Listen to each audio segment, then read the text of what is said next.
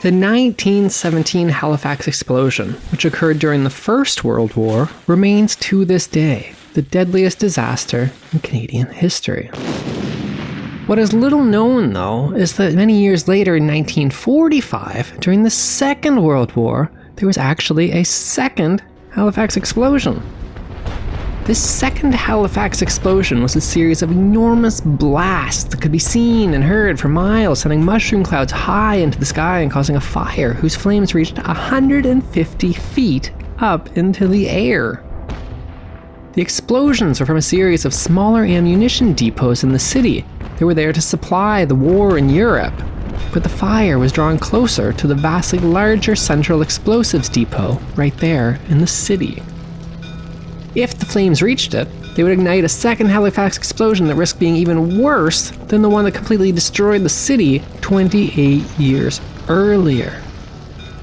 As the flames grew closer to the depot, some 80,000 people fled Halifax. However, a small but dedicated group of men and women risked their very lives in a valiant, defiant, and heroic effort to stop a second catastrophe in Halifax. You're listening to Backyard History, the hidden stories that happened in your own backyard, the podcast version of the weekly history column running in newspapers across the Maritimes, with your host and author, Andrew McLean.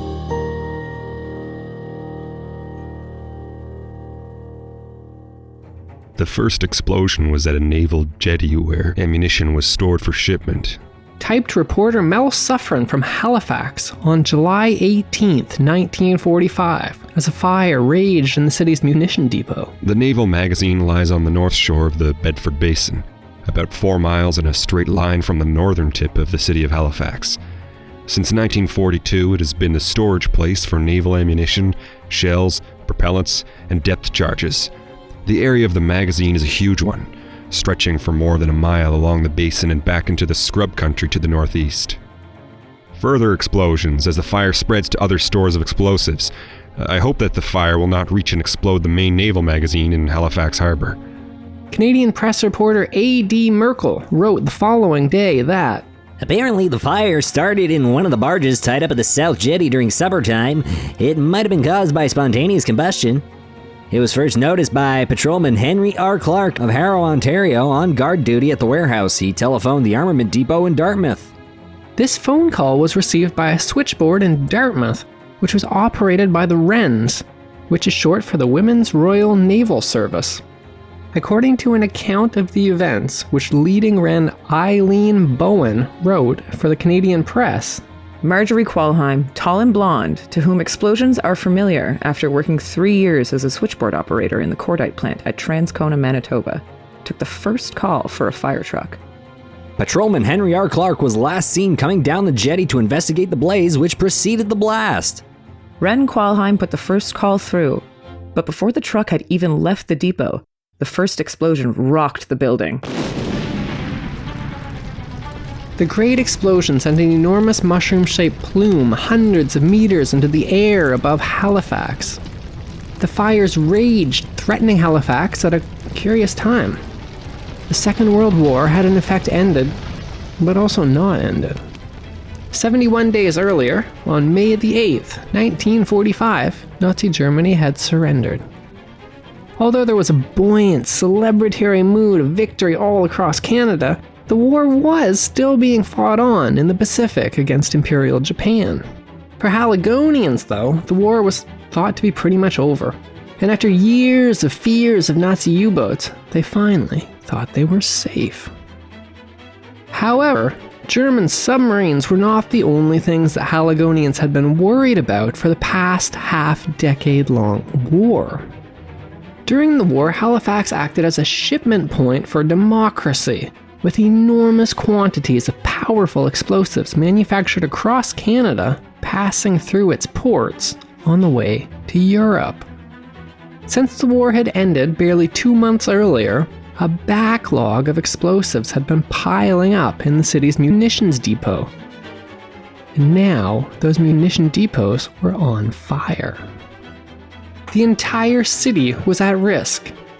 That first explosion that rang out was merely an early warning, and it was closely followed by other, smaller explosions as the fire gained strength and it raced towards the central explosive storage site. When it heard the news of another Halifax explosion in the making, the Moncton Daily Times newspaper wrote, Canadians all across the country must have shuddered as they heard the news and recalled the tragic horrors and vast destruction in the catastrophe nearly 29 years ago. We hope and pray for the Nova Scotian capital. The situation is highly alarming because the blasts will certainly continue. Reporter Mel Suffren, who was in Halifax at the time, wrote that the Great Blast and the recurring minor explosions set a chill through the hearts of Haligonians who saw their city almost wiped out by an explosion 28 years ago. That was on December 6th, 1917, when an ammunition ship blew up in the harbor, causing more than 1,600 deaths and thousands of injured. Many residents of Halifax still bear scars from that blast in 1917, which has always been referred to as the Great Halifax Disaster. it would require quick action to halt the flames before the whole munitions depot exploded, causing a second catastrophic Halifax explosion. The man in charge of dealing with the crisis that was rapidly spiraling out of control was Captain O.C.S. Robertson, who reporter A.D. Merkel described as a giant of a man, his face and arms bronzed in the sun, his lean and athletic frame clad in trousers and sweater, with a naval cap his only badge. Winner of the coveted George Medal for having taken a burning ammunition ship out of Halifax Harbor during the war and commanding officer at HMC Dockyard, he had been on the job from the first. At the time of the first of what would be many explosions that night erupted, Captain Robertson had been dining in the Nova Scotia Hotel in downtown Halifax with Lieutenant Commander William Schlater, who wrote, "At 6:35 p.m., the city of Halifax was rocked by the blast of a tremendous explosion from the direction of Bedford Basin, which shook even the solid structure of the Nova Scotian Hotel more than 5 miles away. Captain O.C.S. Robertson, who was dining in the hotel at the time, left immediately and ordered a speedboat from the dockyard to take him to the scene of the explosion. I accompanied him. Approaching Bedford Magazine area, it was observed that many windows near the Narrows were smashed and broken. Rounding Turtlehead, it was observed that fires were burning and intermittent explosions were rocking the area at the southeast of the magazine. The wooden jetties there had been blown out into the harbor and a stream of naval craft and sick bay attendants were speeding towards the area. Captain Robertson and I found the pier littered with debris. As we proceeded up the road, it was observed that all the buildings had been gutted by the first explosion. Great holes had been torn in the brick buildings, and ammunition boxes lay scattered in the path taken by the blast. 3 fire truck and naval firefighting parties were already on the scene, endeavoring to contain the fire. 2 firefighting boats attempted to contain the fire from seaward, but explosions of developing intensity drive them back as the sea was showered with shells and debris from the exploding magazine. The fire was obviously spreading. I witnessed the burning of Brest in France and many fierce destroyer actions in the English Channel and the Bay of Biscay last year, and can say the intensity of the explosions was worse than anything I've ever seen in battle. As the naval firefighting crews pressed forward into the danger area, Captain Robertson decided it would be advisable to evacuate all civilian and naval personnel in Halifax and Dartmouth. Reporter Mel Suffren added, As soon as the first terrific explosion, people began filing from their homes. There were no signs of panic. Every truck, military and civilian, in Dartmouth was pressed into service to move people from the danger areas surrounding the magazine. Cars loaded with men, women, and children with household goods streamed by. About 2,000 residents of North Dartmouth were moved to the Army's Artillery Center at Eastern Passage. Military District 6 ordered food for the evacuees. Every few minutes the air split with a loud blast, and the earth for miles around shuddered under the concussion. Between 4,000 and 5,000 people were moved to the Cole Harbour district, and police said they would remain in open fields. From the distance of about 2 miles from the depot, small explosions sounded with the rapidity of machine gun fire. In the Preston Road district of Dartmouth, 4,000 more Dartmouth people were staying in the open. In a clear view of the Bedford side of the basin, the flames, stretching for hundreds of yards, could be seen reaching 150 feet into the air. Fireboats, which were rushed to the scene early tonight, were withdrawn when it was found that the blaze was uncontrollable. Periodically, pillars of flame shot high into the air as new explosions were set off. Meanwhile, back inside of the Dartmouth Communications Center, leading Wren Eileen Bowen wrote, Wren Ruth Kidd, auburn-haired and petite, was visiting friends in Dartmouth on her off-day afternoon when she heard the first explosion and ran towards the armament depot. I could hardly make my way through the crowd of people evacuating their homes. She knew the switchboard would be unusually busy. Wren Marjorie Qualheim said that, From then on, the switchboard lit up like a Christmas tree. the two girls worked from the time of the first explosion all night during the blasts until 11 o'clock the next morning. Reporter Mel Suffren wrote, Blasts continued to rock the area, with a detonation at 12:20 a.m., which was even louder than the first one. It was thought at first that this was the main explosive storage going off, but naval officers said it was not. The two Wrens took turns at the switchboard, working with helmets on. Which are awkward things to work with when you have headphones on. All during the hectic night, people came into the depot seeking shelter from the thunderous blast and wanting help finding relatives lost in the melee.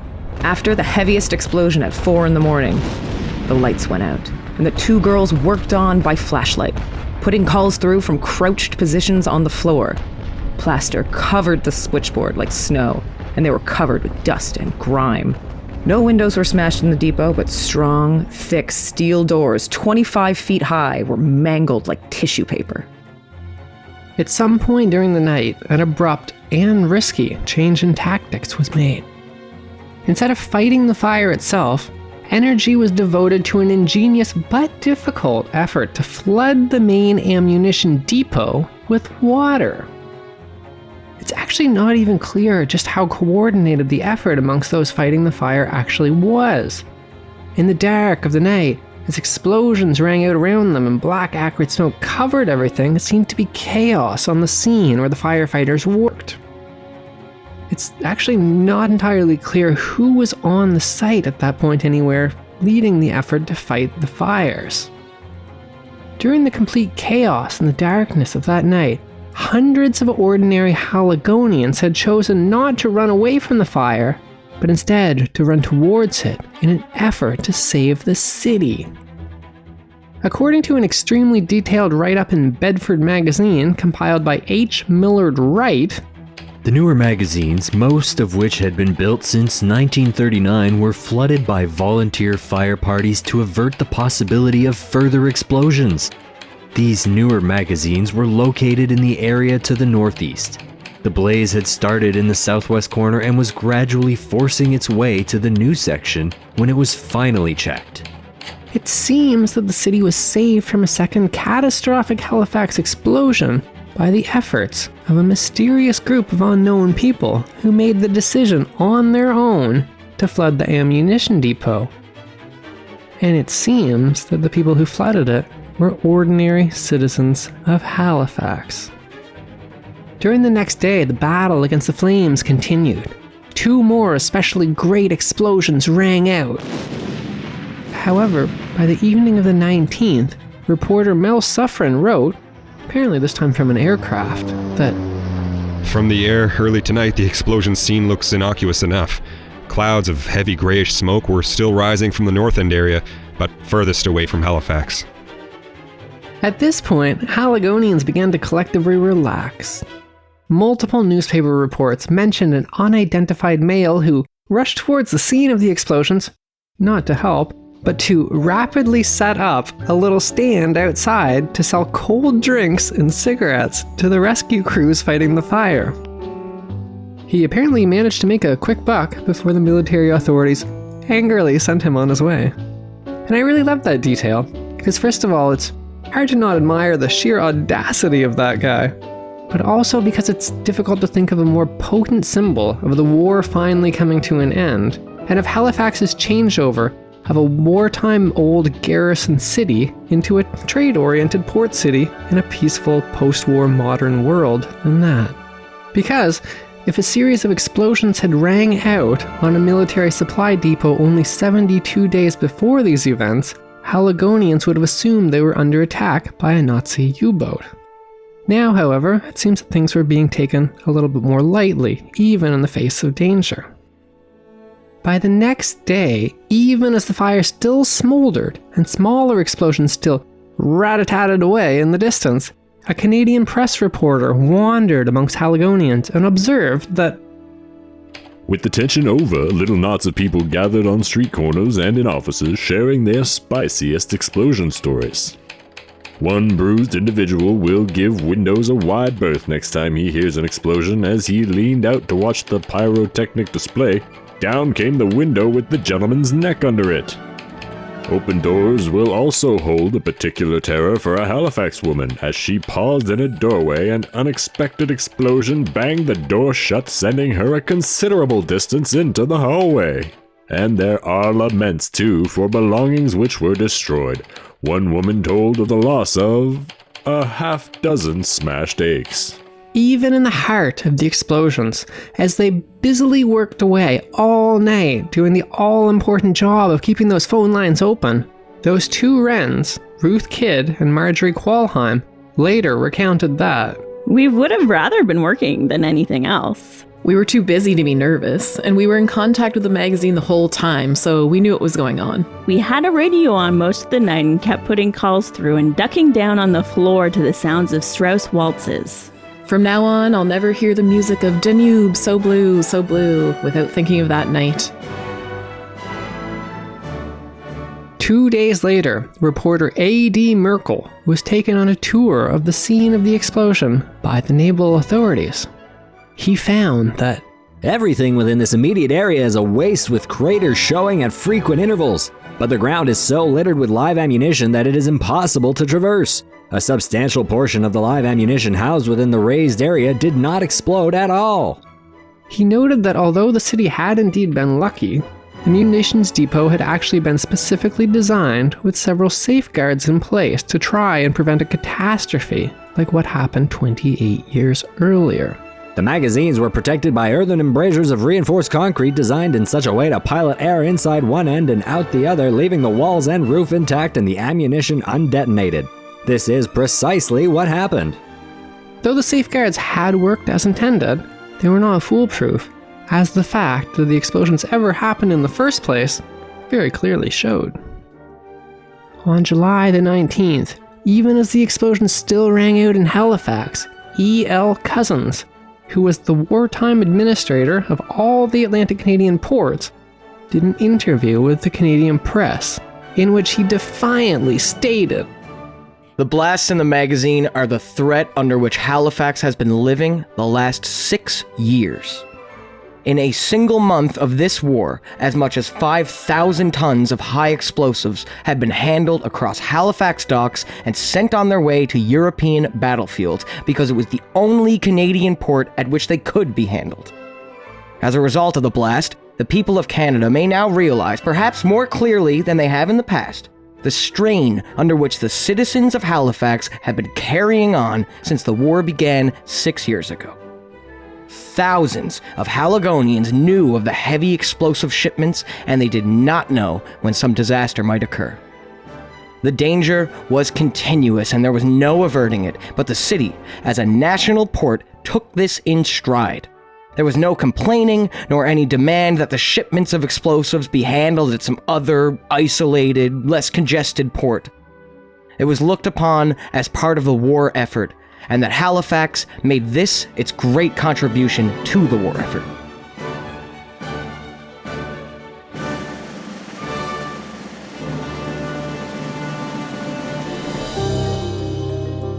That was Backyard History with your host, Andrew McLean. Thanks for listening, and stay tuned for another hidden story that happened in your own backyard.